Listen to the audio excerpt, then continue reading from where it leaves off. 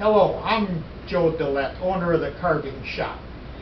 Today outside it's like 25 degrees below zero, wind chill factor is about -50.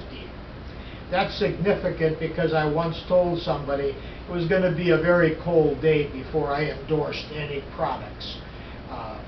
Today is a real cold day. I'm going to change my opinion and I'm going to endorse a product. The product is called Schaaf Tools. I want to let you know that this is an unauthorized endorsement. I'm not getting paid by anybody to do it. I was told about the tools from one of my students.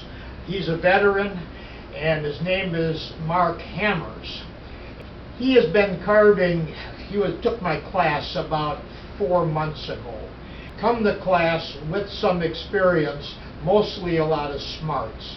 So the name of his carving business, now he's getting his business going, he's using his last name. His name is Mark Hammers. The name of his business is Hammers and Chisels. So if you want to look him up. But he's the one that told me about Schaaf Tools. Schaaf Tools had just begun making carving chisels. So Mark told me about Schaaf Tools and that he really liked the chisels. Well, Mark started with Stubai chisels. That's what we use in the class. And Stubai chisels I consider to be very, very good quality. So Mark, knowing how to use and getting used to using very good quality chisels, the fact that he was impressed with Schaaf Tools made me stop and think I should check them out, because he said they're very good quality. So I bought a set.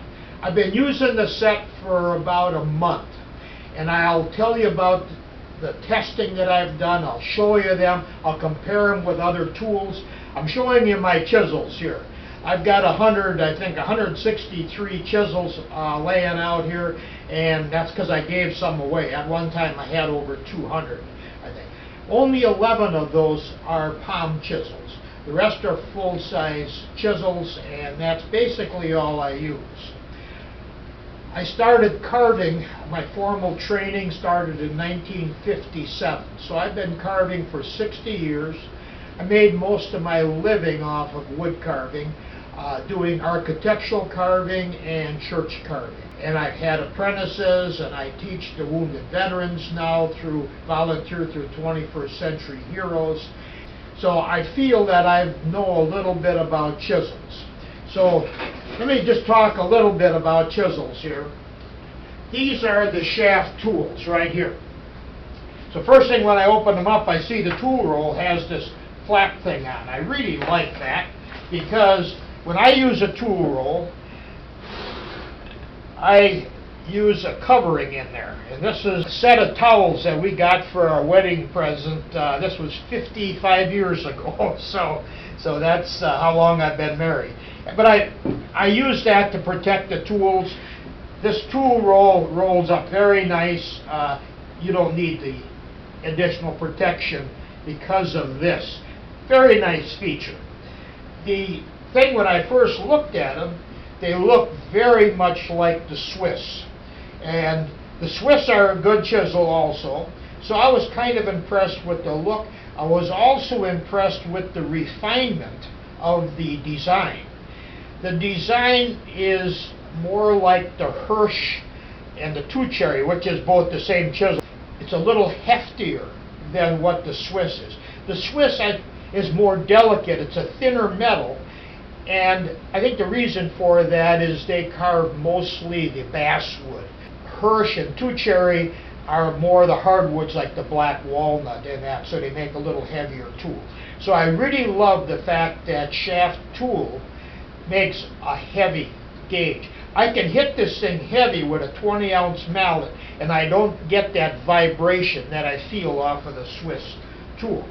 I want to do a comparison and I want to talk about some of the different brands, and I'm not familiar with all the brands. What I've got here is, laid out here I've got a lot of different chisels, and I love the Stubai chisels.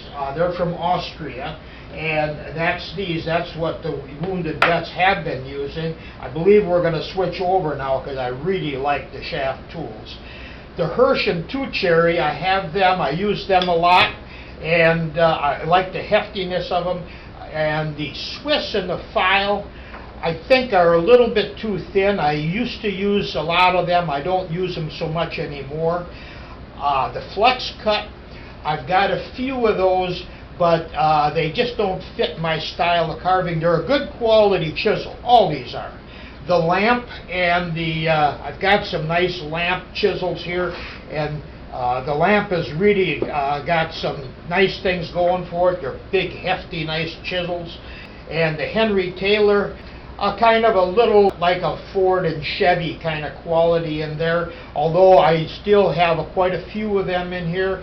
Also the Buck Brothers, that's what I started out with. That was my first set, was Buck Brothers, back in 1957. I don't have any of the Ramelson, the Solgen, the Sculpture House, the Warren, those, and there's many more different brand names. Those are basically the ones that I'm familiar with, so we can talk about them. A little bit about chisels. These dark handle ones here are from Tom Meyerhofer, who served his apprenticeship during World War I. And he is one of the best carvers to come out of the European school at that time. A carving that he did with these tools is in the Louvre today. So I really cherish these tools. When I get done with them, they're going to be handed down to somebody else. There's another generation. There's 2 generations in these now. There'll be another generation left in them. So these chisels last a long time. But the majority of the ones that I have were Tom Meyerhofer's. So, and those were the Nearing brothers. He's got some Taylors in here also, prize medals. Piffenhoff is the one that he has most of, so, which I don't even know if they're made anymore. So some of the things about the tool design, let me get my calipers. One of the things that I see wrong with the Swiss V-tool especially is, this is a Swiss V-tool, and you measure it, the thickness at the bottom of the V and the wall, they only have about a 20 thousandths difference, the metal on the bottom being only 20 thousandths of an inch thicker. So a lot of times, because the Swiss tools are about a 62 Rockwell hardness, they're kind of brittle, and you will get cracks developing in that. Now, they've always replaced them, and with no problem, no cost. Swiss is a fine tool. I'm not going to say that they aren't, and many carvers love them, and when I started with them I loved them, and then I found out the Hirsch and the Two Cherry come along. Boy, I love them, because when I hit them hard, which I hit chisels hard, that I didn't feel any of the vibration. The metal is thicker all over. So like this particular one here is, I measured it out, I measured the Stubai, the Swiss, and the Schaaf. I compared those. The difference in the metal thickness on the Hirsch here, that's 180 thousandths, and this is 105. So there's over 70 thousandths difference in the thickness on the bottom, and I like that thicker on the bottom. So that is what the Hirsch and the Two Cherry are. So the Stubai is 40 thousandths thicker on the bottom than on the side, so it measures 140 on the bottom, and on the side it's 100 thousandths. Schaaf Tools, there are also a difference. On the side it measures 85 thousandths and 135 on the bottom. So about a 40 thousandths difference. So the better tools seem to have about a 40 thousandths more thickness on the bottom than on the sides. So, and I like that, because the Schaaf tools have that stiffness to them of all their tools. They got that really a nice feel to them, which I love. So, what are the things that we're looking for in a good carving tool? Well, you're looking for good steel and a good handle. These Schaaf tools have an ash handle. much like the Swiss. They have a ferrule that comes down very much like the Swiss that meets in there, so you can mallet these without the tool going up into the handle. And the steel is very good. So let's evaluate the steel. So what you're looking for in a fine steel is a high carbon steel that is hard and that has got a fine grain. So keep in mind, I'm not a scientist, I'm not a metallurgist, I'm just evaluating what I've seen and kind of how I judge tools. So there's several ways to test the hardness of the tool. They're advertising a hardness that's right around 60, Rockwell 59. The Stubai is about a 59, and the Hirsch Two-Cherry they're saying is about a 62. I find that these are very close in that range. One of the ways that I checked is this is one of those automatic punches that makes a dot when you go in, and it puts a nice heavy dot. So we see how far we make the indent that we go into the tool.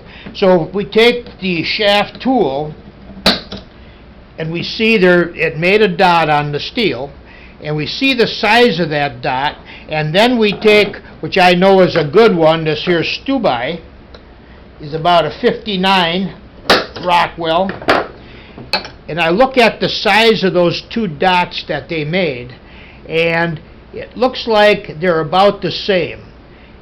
It's hard to judge, but I don't see any real difference between the two. So I would say they're the same. The other thing that's important is, I hate to do it up here, but when you're grinding, the inside is your cutting edge. So I go to the outside here. Let's check it up here. And that dot size is about the same size. And that's important because the heat treating is hardened all the way up. It isn't just hardened on the end. And it also tells me that they're using the more expensive heat treating process. If they run it down a tunnel oven, it would be different hardness on the end here because the mass is different. You have more mass here than here, so the profile, if they're going down a tunnel oven, would be different. So this is telling me, I'm guessing, that it is batch hardened to where they submerge it and then they bring it out and they go to the next bath and they profile it by the bath. That is a more expensive process. So to get where the mass is different and you have equal hardness is very good quality. That's one way to check.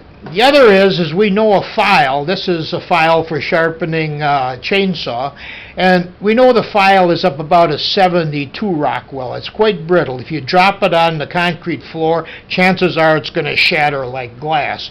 So it being harder will scratch a softer metal.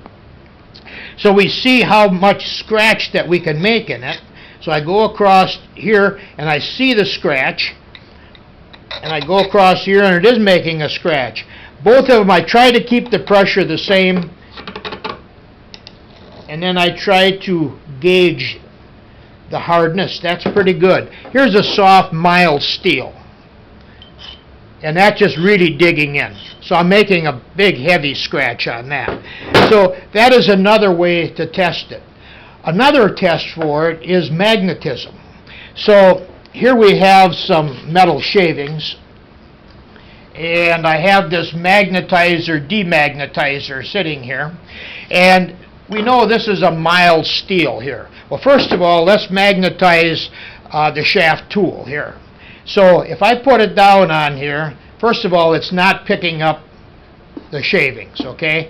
And you don't want to magnetize your tool because the magnetism, as you'll see here, okay, now it's got almost all the magnetism up on there. And look at it, can collect. It collects right at the points, at the sharp edges. The magnetic flux lines are denser there, so your magnetism is stronger there. So imagine you have a magnetized tool, you're trying to take all the chips off. You see how hard it is to clean the chips off. They just want to jump right back on there. Now imagine I go and I think I got it all cleaned off, but you have the microscopic ones on the edge. And if I go to carve, I am taking the remainder of those chips and I'm jamming it right in that micro cutting edge, and I'll dull it down very quickly. So you want to make sure your tools are not magnetized. So you test them by taking to another tool like this here and say, okay, see, that's how I test for magnetism. And if it's magnetized, then I use this as a demagnetizer. So as it's running, I pull it up off of it.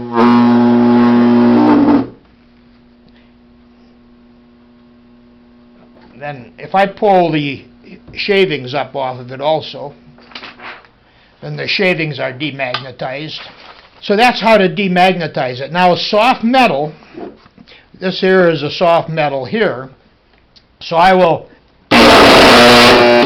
magnetize it, and it gives up the shavings. It hardly holds any shavings at all. So when sharpening the tool, one of the things you must be very careful of is not to get too much heat on it. 400 degrees will change the temper of the steel. So you have to be very careful to stay way below 400 degrees.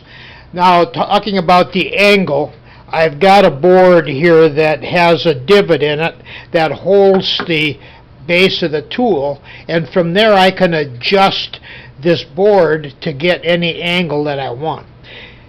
The angle that most tools are sharpened at is about 22 degrees.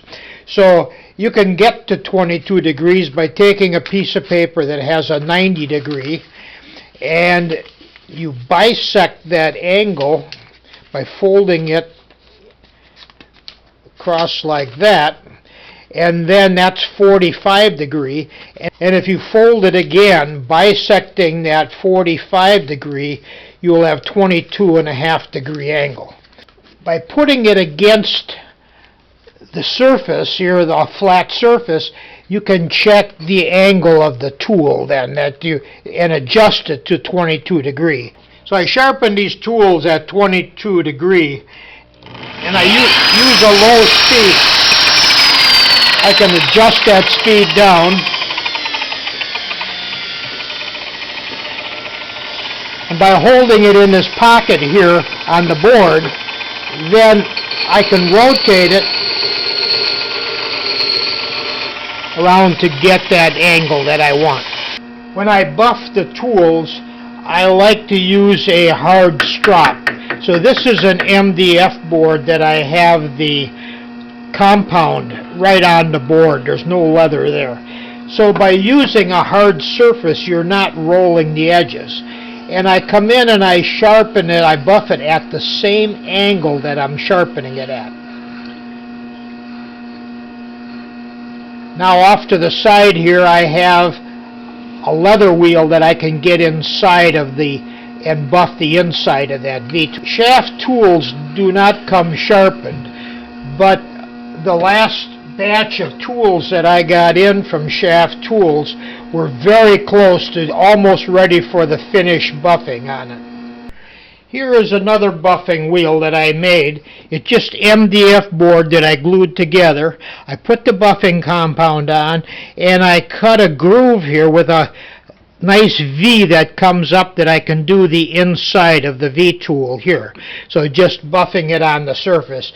And with the drill, you can control the speed very well.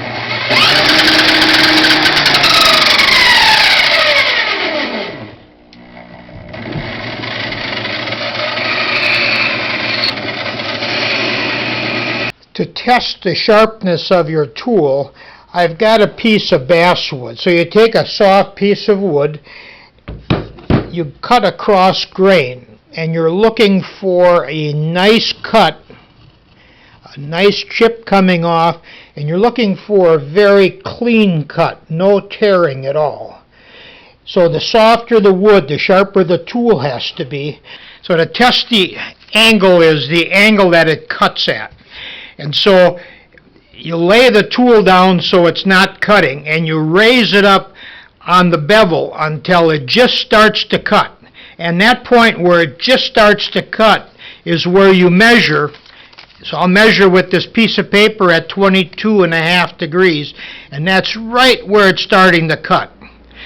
So that's typically what carving tools are sharpened to, 22 degrees. I like my tools to be a little bit higher angle. So as I measure mine isn't cutting until it gets about here. So if you look at the difference between the two tools, there's about 11 degree difference there. Lower the angle at 22 degrees makes a weaker edge than my chisels when I carve at 32 degrees. So to test these chisels out, I wanted to get them down to where they're 22 degrees to make that angle, that metal at the edge, a little bit weaker than my tools, to see if I can break off pieces of that cutting edge, to see how tough the steel is. So I've been using these tools for about a month. This is a cherry mantle that I'm roughing out, and I hit my tools very hard.